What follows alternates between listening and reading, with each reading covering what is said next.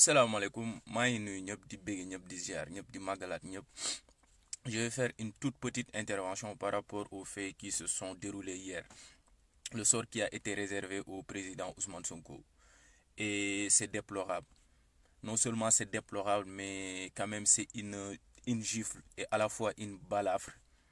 que la démocratie sénégalaise a pris de plein fouet. Am na lenn loo xam ne c'est carrément c'est absurde. Lan moom moo tax mu absurde te jaaxal ma moom mooy tey hier c'est Guy Marius Sagna, c'est Fallou Sène, c'est Leuz Def Tek. Tey aujourd'hui un membre de l'opposition en même temps il est un député du peuple qui a une immunité parlementaire, qui a été lâchement expulsé d'une salle boo xam ne il exerçait en fait son droit le plus absolu. Tey Sénégal boo fa nekkee di exercer ce droit le plus absolu sax yow yaa ngi ci ay problème. Tu te poses des questions même booy wax sax yow da ngay jàpp ni en fait nous sommes tous en liberté provisoire que nga nekk que ci loo mënti nekk que tu fasses partie de la société civile ou pas foo mënti nekk yow tu es en sursis, tu es en liberté provisoire. Yow booy wax sax da ngay tiit quoi parce que voilà tu as peur des intimidations ou que ta famille elle est là à te dire non ne dis pas ceci ou bien non ne dis pas cela parce que Macky Sall il pourrait quand même déverser sa colère sur toi ou bien il y a des gens qui sont avec lui qui pourront déverser leur colère sur toi. Mais il faut que les gens arrêtent. Man am na leen loo xam ne daf ma metti xam nga la moo ma metti li ñu def Ousmane Sonko je sais que ni c'est un gars déter. Am na li muy def daf ko xam li muy topp daf ko gëm. Dafa bëgg a changer, il veut le changement en réalité loolu moom moo tax muy teg lii moom muy teg loolu moom moo tax muy dundee nii muy dund kon Ousmane Sonko aujourd'hui par rapport ak sa détermination son animosité opiniâtre par rapport au changement qu'il veut acter au Sénégal ça c'est un fait. Mais lan moo ma mën a gën a jaaxal moom mooy les gens yi nga xam ne eux ils acceptent de subir l'injustice quoi. Eux, ils acceptent de vivre dans la servitude volontaire. Eux, ils se disent que non, parce que c'est Ousmane Sonko. Am na leen loo xam ne waru ko def, am na leen loo xam ne war na ko def. Am na nen noo xam ne war na ko waxee c'est kuy aspirer pour diriger le Sénégal warul gaaw a mer mais kan moom moo mën a taxaw nga nekk nit koo xam ne yow ti réfléchis nga ne non en réalité non warul demee nii warul demee ne parce que c'est un leader quelqu'un qui aspire à diriger le Sénégal warul gaaw a mer mais faut que les gens arrêtent quoi. Am na leen loo xam ne nit mënu koo comprendre moom mooy lan accepter l'injustice koo mënti doon de quelque bord qu'il soit l'individu ne doit pas accepter l'injustice. L'injustifiable kenn warul taxaw di ko justifier tey li dal Ousmane Sonko hier su daloon Idrissa Seck les gens allaient sortir pour dénoncer cela bu dalee suba Malick Gakou les gens vont sortir pour dénoncer cela bu dalee Macky Sall les gens ont fait cela en 2012 bi mu ko dalee nit ñi dañoo taxaw ni lii il a été victime d'injustice kon c'est ça en fait bu ñu bëggee Sénégal faut que les gens soient de bonne foi. Cette bonne foi moom mooy lan de quelque bord que tu puisses appartenir foo mënti bokk tey boo gisee injustice nga ne lii kat du dëgg lii du yoon lii nit ñi dañ ko war a jaayante pour mu changer loolu moom mooy changer dëgg en fait mais il faut que les gens arrêtent à un moment donné je suis désolé de le dire entre guillemets il faut que les gens arrêtent quand même de faire la culture de la médiocrité en fait. Depuis très longtemps, depuis des siècles et des décennies, nous sommes restés à cultiver en fait l'indifférence. Da ngay gis ñuy ray nit sax nga ne non ki ñuy ray warul wax mais il faut que les gens arrêtent en fait. Mënuñoo légitimer la violence au Sénégal mënuñu ko légitimer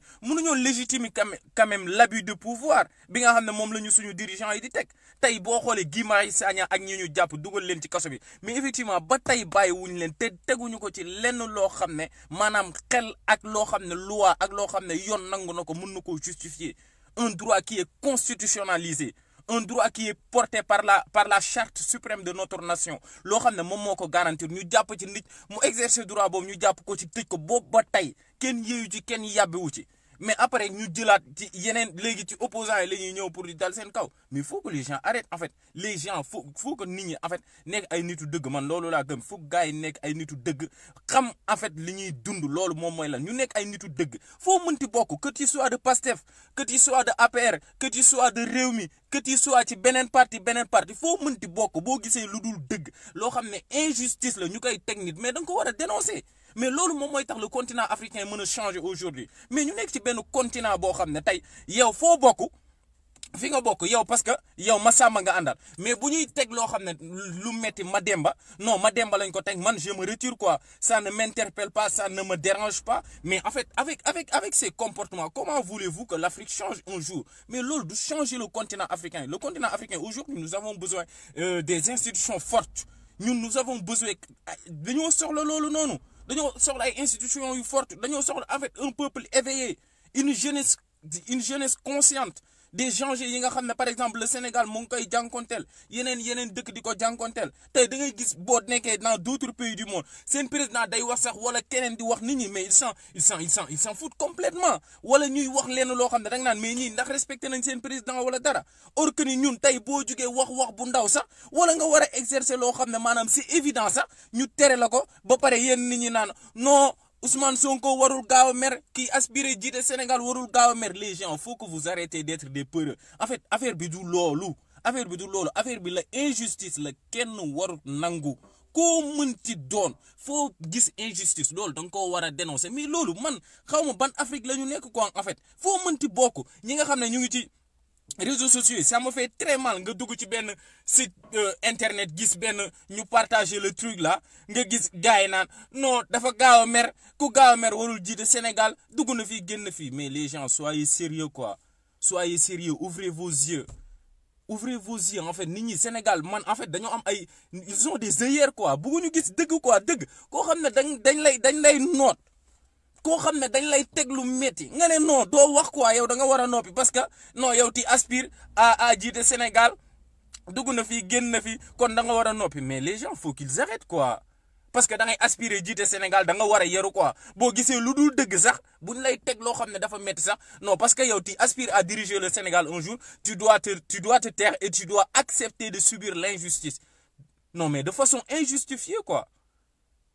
Mais à un moment donné faut que les gens arrêtent quoi ñi nga xam ne ñu ngi jàppale je sais pas Macky Sall wala ñu ngi jàppale Idrissa Seck wala ñu ngi jàppale keneen ak keneen ñi jàppale Ousmane Sonko ëllëg ak si biir bu ñu tegee Idrissa Seck loo xam ne injustice la dañoo war a jug taxaw dénoncer ko mais c'est ça qui fait évoluer un pays faut que les gens soient intègres faut que les gens soient brillent de probité quoi en fait c'est ça quoi.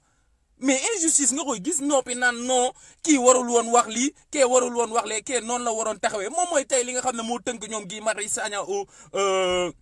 aux maisons d'arrêt parce que nit ñi injustice duñ ci wax dara dañ naan non garaawul da ngay nekk di xeexal nit ñi sax ñu naan non dafa soof dugg na fii génn na fii nit ñi leneen lañ tal mais soyez sérieux quoi vraiment j'étais un peu en colère mais maa ngi jégaluwaat ñëpp mais li nga xam ne Macky Sall daf koy def Sénégal dafa ëpp dafa war a xam ne le pouvoir il est fait pour servir le pouvoir est passager dafa war a xam loolu loo wax muy non mais c'est abusé quoi faut que les gens arrêtent quoi et que voilà qu'ils cherchent à devenir quand même de bonne foi quoi pour que Afrique mën a changer une bonne fois pour toutes gis nga Macky Sall yi muy teg ni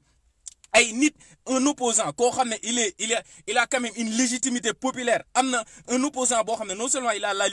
une légitimité populaire mais aussi c'est un député du peuple loolu tey kenn du ko dàq xam nga loolu kenn du ko dàq nga ñëw di def sa benn affaire ñu ne non dañ lay kii doo ko def dugg fee di la intimider ñëpp taxaw di ci seetaan mais tey loolu noonu ñun dépassé woon nañ étape yooyu depuis les indépendances bi ñu paree ci indépendance loo xam ne ay 1960 am Macky Sall li muy def ni il est du même calibre ay Denis Sassou Nguesso genre nit ñooñu lay toppandoo en fait loolu ngay gis quoi tu te dis que ni ñun on est dans une dictature quoi à un moment donné mais loolu ngay gis di ko bàyyi xel c'est écœurant de le dire en fait c'est ça loolu moom mooy la réalité la plus évidente moom mooy loolu ay il est du même calibre wóor na yàlla ay gars yoo xam ne ay Denis Sassou Nguesso ay Mobutu genre affaire yooyu mais ñun nekkatuñu au moment sombre de l'histoire du continent aujourd'hui nous avons besoin de démocratie forte des peuples éveillés après pour ñu mën a porter le changement de l'Afrique ñi nga xam ne ñoom ñoo nekk au pouvoir bu ñu nekkee au pouvoir ils se considèrent comme des rois non mais ils ne sont pas des rois ils ne sont là que pour servir en réalité les peuples ñoom ñun ñoo tax ñuy liggéey ñoom ils doivent garantir même notre sécurité notre bien-être mais yow da ngay dund ci dëkk sax yor nationalité dëkk bi yow nekk un Sénégalais mais tu as peur parce que en fait les dirigeants ils font tout pour te barrer la route ils te méprisent ils élaborent des lois liberticides yow mënatoo wax Mais après, nous, dans quel monde sommes-nous, quoi? Après, dans un leader, parce que voilà, c'est lui qui est le président du Sénégal, voilà, ils sont au pouvoir et tout, parce que dans une injustice, dans un Macky Sall, bo gis injustice, donc wax quoi? Dans un opinion non, injustice, Afrique, lolu du ko défar. Afrique, dañoo soxla tay, ñoo xamné bor bu ñu mënti bokk, ki nga andal bu nekkul ci dëgg. Non, nekkul ci dëgg quoi. Non, nekkul ci dëgg, ki nga andal bu nekkul ci dëgg, non, taxal nako yaram nekkul ci dëgg. Après, c'est comme ça qu'on construit une nation. C'est comme ça qu'on construit un pays. C'est comme ça aussi qu'on construit un continent. Ñun dañoo soxla loolu tay ci suñu continent. Le juge Kéba Mbaye daf ko doon wax nako en 1981 bi muy investir Abdou Diouf. Wax nako en 2005 bi mu ko ICAT. Mais c'est un Sénégalais qui a parlé un langage véridique. Avec les Sénégalais, avec les dirigeants là. Mais ces gens, ils se considèrent comme étant des hommes surnaturels, quoi, en fait. Des démirges, en fait. Des dieux. Nous ne comprendre lan quoi, en fait. Mais Africains, il faut que nous yéou. Faut que nous yéou, nous xam lolu, ñun kenn tay mënu ñoo note. Mënatu ñoo note. Dañoo wara bayyi yoy nonu, nañu nang bañ ba dé. Lolu mom am solo quoi. maa ngi jégalu waat ñëpp mooy loolu noonu jaajëf gars yi jaaraama jëf naa bàyyi live bi sama page Facebook ñu ko bëgg a xool ko quoi mais c'est très écœurant ngay toog en 2020 un opposant di wax Sénégal di ngay ñëw naan da ngay arrêter lu muy wax quoi di envoyer ay police pour intimider les gens di agir en catimini mais c'est dommage quoi à un moment donné faut qu'il arrête quoi il se ridiculise davantage quoi je suis vraiment désolé quoi des termes jaajëf